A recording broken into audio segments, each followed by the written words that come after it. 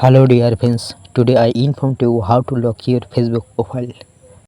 So go to hamburger menu and scroll down.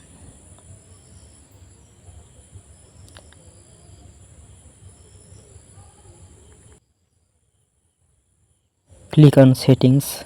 So dear friends, please like and share the video and subscribe me for more useful videos.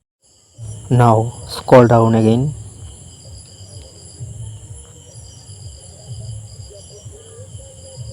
and click on profile locking.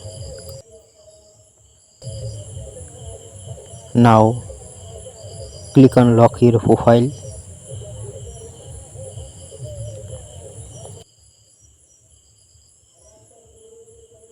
Now click on OK.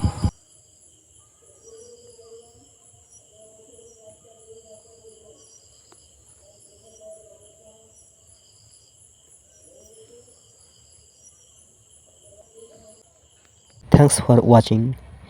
Remember to like and share the video.